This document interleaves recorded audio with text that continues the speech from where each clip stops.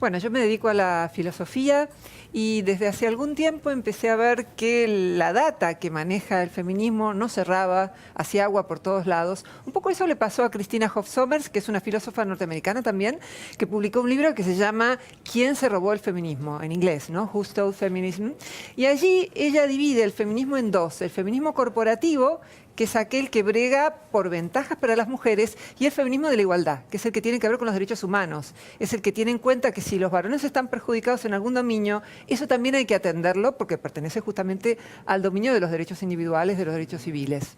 Bien, te escuchamos atentamente. Antes de juzgar, vamos a escuchar, que es un paso necesario. Digamos, ¿con qué dialogás imaginariamente o realmente y discutís en tus artículos en el diario, en los diarios que hemos leído últimamente? ¿Cuáles son las observaciones por las cuales vos decís se puede hacer feminismo científico? Que un poco invita al dato duro, supongo, este adjetivo científico. Yo en un comienzo traté de dialogar con el feminismo, con algunas figuras bastante conocidas del feminismo. Cuando vi que el diálogo era imposible decir, mira, yo tengo acá un estudio científico que me da una data distinta. La brecha salarial no es desigual paga por el mismo trabajo. Es que las mujeres cuando son madres trabajan menos horas, quieren trabajar menos horas, la mayoría quiere hacer un trabajo parcial. Y así como esa data era problemática, otras también se cerraba la puerta. A ver, vos cuestionaste un par de afirmaciones medio cerradas y contundentes, y es: las mujeres padecen a igual posición menos salario, y hay un techo de cristal en las organizaciones por las cuales las mujeres llegan hasta determinado cargo o posición y después no pueden romper ese techo y llegar hasta el vértice de la pirámide. Claro, el feminismo hegemónico cree que hay discriminación y que por eso las mujeres no escalan en los puestos de poder. Hay bastante evidencia de que, relacionado con lo anterior que dije, cuando las mujeres son madres pueden trabajar menos tiempo y eso supone también no trabajar tan intensamente como para escalar en las posiciones de poder. Pero además hay otras explicaciones complementarias que sería muy largo detallar porque no tienen que ver solo con fenómenos culturales, por las cuales los varones tienden a ser más competitivos, por las cuales cuando las mujeres tienen que responder una encuesta en la que tienen que decir cuánto desean ganar, dicen que quieren ganar menos que los varones. Las mujeres quieren pero pará, ya empecemos a como a meter algunas cositas. Ahí una feminista te diría, eso es que introyectaron el patriarcado. El problema del patriarcado, que yo creo que es un mito, creo que ya no vivimos en un patriarcado, es que no tiene lo que se llaman hipótesis falsables. Vos, para saber si existe algo en términos científicos, lo que tenés que hacer es traducir eso a, por ejemplo, los reclamos más importantes del feminismo. Por ejemplo, que hay brecha salarial, hay evidencia de que no, que hay techo de cristal, que a las mujeres no las dejan seguir carreras técnicas como física, matemáticas. Bueno, es que eligen eso. Hay una paradoja que se llama la paradoja de la igualdad, y es que en los países con mayor igualdad de género, Noruega, Suecia, todos los países escandinavos, hay menos mujeres en puestos jerárquicos porque como están mejor económicamente pueden quedarse más tiempo en su casa cuando son madres. Hay menos mujeres que cursan esas carreras técnicas porque siguen lo que les gusta, que son carreras, termino esto, focalizadas en personas y no en objetos como las carreras técnicas. No se trata de eso, Roxana, de debatir y cambiar esos parámetros culturales. A la mujer se queda más tiempo en la casa cuidando a su hijo, y a lo mejor también es tarea del hombre quedarse el mismo tiempo en la casa cuidando a su hijo, y esto le permite a la mujer tener más tiempo en el ámbito laboral. Por supuesto, hay cambios que es necesario hacer. No estamos diciendo acá que la mujer tiene que volver a la esfera doméstica. Lo que estamos diciendo es que, según la data que tenemos, el 80% o más de los varones ya no quiere esa mujer que se queda solo en la casa. Y la mujer tampoco quiere quedarse en general solo en la casa. Pero hay bastante evidencia de que cuando pueden darse ese lujo, las madres, que son la mayoría de las mujeres, más de la mitad, prefieren trabajar menos porque la faena de criar un hijo es muy pesada, es muy dura, y entonces prefieren eso y también prefieren tener una vida con roles más distribuidos. Por ejemplo, para las mujeres, en promedio siempre hablamos, es más importante tener una vida social, no dedicar solamente su tiempo a trabajar, que es lo que hacen mucho más los varones, porque justamente hay, en el hecho de que seamos el quinto primate, un estilo muy competitivo en general en los varones que tiene que ver con encontrar un lugar en el estatus y socializar con grupos más amplios. Las mujeres tienden a socializar con grupos más pequeños. Entonces, para resumir, tenemos que diferenciar lo que es discriminación de lo que es preferencia de la mujer. Insisto con esto y te dejo que Pablo quiere preguntarte. Y le doy una vuelta a la pregunta, que es, ¿vos lo ves parte desde una posición más evolucionista de la especie o lo atribuís a algo cultural, entonces la elección ya no sería tan propia de la mujer, sino de la cultura que la atraviesa. Pero yo no es que pienso eso, lo pregunto simplemente. Hubo una verdadera revolución en el campo de las ciencias en la década del 90.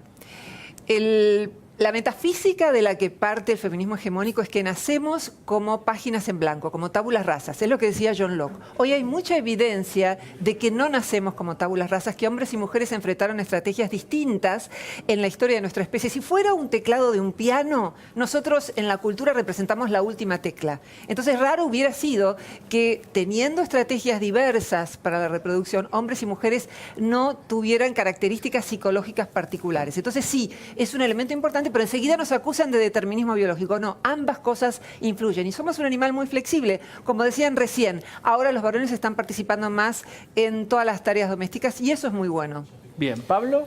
Roxana, en los últimos tiempos, está claro, hubo una explosión mundial y también nacional con el tema de denuncias de acosos, de abusos sexuales, ¿no? Empezó hace unos años con la iglesia, pero después se multiplicó al mundo del espectáculo y a otras áreas.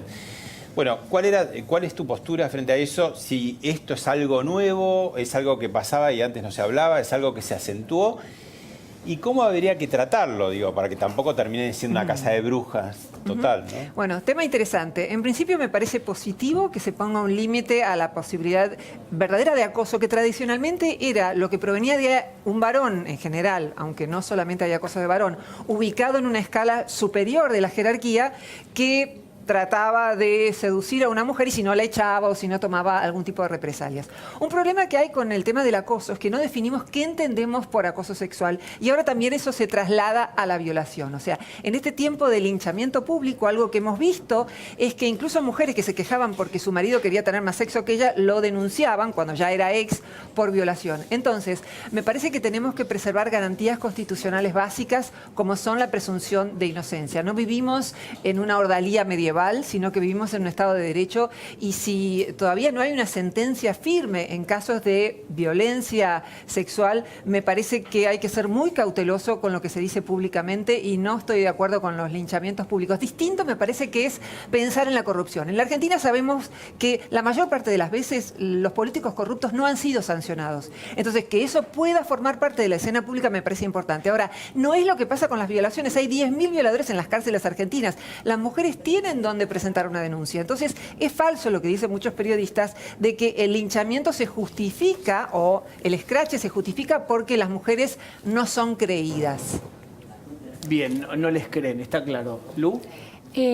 Las ideas que sostenés en términos de que las mujeres y los hombres no nacemos como una tabula rasa, sino que llegamos con una carga de la especie, son ideas también de Jordan B. Peterson, que es un psicólogo de la Universidad de Toronto muy cuestionado por el feminismo porque defiende mucho al hombre y a esta idea de que las decisiones que toman las mujeres en la vida vienen determinadas por rasgos psicológicos de las mujeres. Ahora, detrás de esa teoría que roza lo evolucionista de alguna manera, la cultura ha transformado al ser humano, es decir, el tabú de la cultura del incesto construyó una civilización. ¿Por qué no pensar que la cultura también puede moldear una sociedad mucho más igualitaria de hombres y mujeres que todavía no ha llegado a ese techo interesante de igualdad? Estamos plenamente de acuerdo que la cultura puede moldear una sociedad muchísimo mejor y de hecho es lo que se ha producido en la historia de la cultura. Lo que tenemos es que tener en cuenta que también somos animales y que también traemos algunos rasgos psicológicos que no son reductibles a la cultura. El más importante es el que tiene que ver con que en promedio la mayoría de las mujeres encuentran más atractivo trabajar con personas y con lo vivo en general. Y los varones encuentran en promedio más atractivo trabajar con objetos. Por eso encontramos una inmensa mayoría femenina en carreras focalizadas en personas como psicología o veterinaria o medicina, en tareas focalizadas en el cuidado, y encontramos inmensa mayoría masculina en física, en todo lo que tiene que ver también con sistematización. Entonces, esa es una gran diferencia, incluso en oficios. Atención al público, hay muchísimas más mujeres. Pero si esa diferencia fuera evolutiva, y supongamos que lo es, la cultura puede seguir un proceso en el que esa diferencia se termine borrando y las mujeres ya no tiendan a elegir los trabajos menos cuidados, que además son los que la sociedad premia menos en términos económicos. Bueno, pero eso no es problema del trabajo en sí, no hay nada indigno en los trabajos focalizados en persona o en el cuidado, sino en el hecho de que la sociedad valoración cultural, no lo paga bien. En Suecia, y bueno, un diputado es mayormente maestro o maestra. 2 mandatos y a la casa, porque se paga bien y quieren volver a trabajar de maestros. Quiero volver a un tema en donde aparece, digamos, las últimas manifestaciones o la revitalización, por ejemplo, en Argentina, del feminismo, tuvo que ver con que se visibilizaron básicamente los femicidios y se le pusieron números y se le puso un número que era algo así como que muere en manos de un hombre o una mujer cada 48 horas, como dato duro, dirías vos, científico. ¿Cómo inscribís dentro de tu mirada el femicidio? Me parece que la ley de femicidio, sancionada en el 2015, quiebra un principio constitucional básico, que es el de igualdad ante la ley. Es decir, en las mismas circunstancias, si un varón mata a una mujer de su familia o a su pareja, tiene la pena agravada respecto a la pena que recibe la mujer por el mismo delito. Estuve analizando los primeros 50 casos de femicidios y hay un caso muy particular en donde una pareja se confabula para matar a la esposa de él. Entonces, a él le dan más pena por la ley de femicidio que a ella. Esa ley existe en España, existe en Argentina y en otros países y me parece completamente contraria al principio de igualdad. ¿Vos no creés que hay lo que se llamará, yo diría la cultura, otros llamarían el patriarcado, que es dado que, por ejemplo, violencia de género, femicidios, dado que no la puedo tener como yo desearía, tal vez la mato, tal vez la golpeo. Para, como diría Rita Segato, armar una jerarquía, disciplinamiento. ¿No hay algo ahí de disciplinamiento, de jerarquización, de quién manda allí verdaderamente? Que también padece el hombre con su grupo de pares, con los que le hacen bullying en la primaria y en la secundaria, con los que lo golpean, los que lo invitan a pelear porque si no es maricón. Dice Rita Segato, también el hombre padece el patriarcado. Pero ¿qué pensás de todo esto que estoy planteando? El problema de Rita Segato es que considera que la violación es exclusivamente una cuestión vinculada con el poder y está vinculada con una serie de fenómenos. Si reducimos un fenómeno tan complejo como es la violencia meramente a la mató por ser mujer, creo que en muy pocos casos podemos decir que alguien mata por ser mujer. En el ejemplo que te acabo de dar, no hay nada que podamos atribuir a que la mató por ser mujer. Simplemente era un marido que se quería deshacer de su esposa. Si tenemos que hablar de violencia, matan a 9 hombres en la Argentina por cada mujer y las cifras son equivalentes en el resto del mundo. Los hombres se suicidan más, hay más hombres en la cárcel, los hombres están abandonando más el sistema educativo. Hay un estudio de Son Yastar que muestra que por el mismo delito los hombres padecen en distintos países 5 años promedio más de pena. En los países donde hay pena de muerte, las mujeres no mueren por pena de muerte, los varones sí. Es decir, ¿cómo afecta la violación a los varones? ¿Cuántos varones, cuál es la tasa de violación de hombres comparado con mujeres? Por supuesto que hay más violación de... Bueno, pero el problema es ahí el siguiente. Mujeres, o sea, hay muchos menores violados, varones, y hay muchos violados en las cárceles. En Estados Unidos hay más varones violados que mujeres, porque tienen 1.200.000 personas en las cárceles. Es el país del mundo con más presos por cantidad de habitantes. Pero eso sobre la población carcelaria, no sobre la población total. Sobre la población carcelaria. Ahora, un problema es que cuando se dice que también la muerte de varones es un problema, el argumento feminista es, bueno, pero lo mató otro varón, que sería equivalente a decir, no importa que muera un negro en el Bronx, porque total lo mató otro negro. Es decir, si vamos a juzgar la acción de una persona desde el punto de vista judicial y ético, no podemos juzgar una acción individual en función del colectivo al que pertenece. Eso es bueno, pero hay acciones de política pública y de discriminación y positiva. Las políticas públicas tienen acciones de discriminación positiva en relación a minorías. Las mujeres pueden sentirse minorías en términos de su visibilización.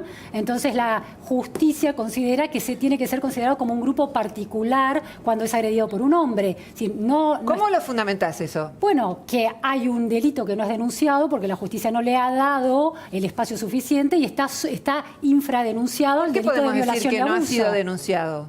El delito de... Las estadísticas dicen que la cantidad de denuncias de abuso sexual están subrepresentando el verdadero problema del abuso sexual.